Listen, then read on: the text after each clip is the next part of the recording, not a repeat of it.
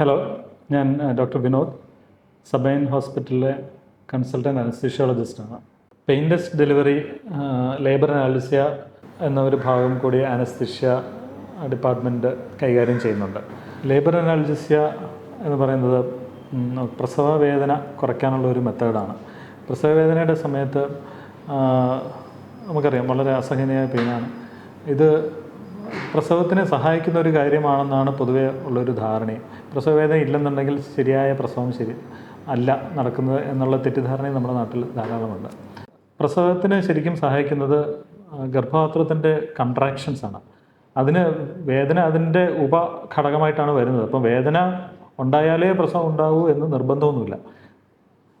പക്ഷേ പല മരുന്നുകൾക്കും നമ്മൾ വേദന സംഹാരികളായിട്ട് സാധാരണ ഉപയോഗിക്കുന്ന മരുന്നുകൾക്കൊക്കെ പലപ്പോഴും ഈ യൂട്രസ് കൺട്രാക്ഷനെ അഫക്റ്റ് ചെയ്യാൻ ഉള്ള സാധ്യതയുണ്ട്.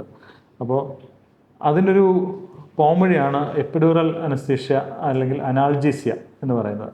അതായത് എപ്പിഡ്യൂറൽ ടെക്നിക്ക് വഴി നമ്മൾ പെയിൻ റിലീഫിനുള്ള വേദന സംഹാരികളായിട്ടുള്ള മരുന്നുകൾ കൊടുക്കുമ്പോൾ ഗർഭപാത്രത്തിൻ്റെ മൂവ്മെൻറ്റിനെയോ കുഞ്ഞിൻ്റെ ഡെലിവറിയെയോ ബാധിക്കാത്ത രീതിയിൽ വേദന കുറയ്ക്കാൻ പറ്റും.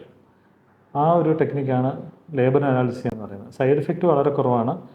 രോഗിയുടെ മൂവ്മെൻറ്റിനെയോ കൈകാലുകൾ അനക്കുന്നതിനോ മരവിപ്പിക്കുക അങ്ങനെയൊന്നും ചെയ്യണില്ല.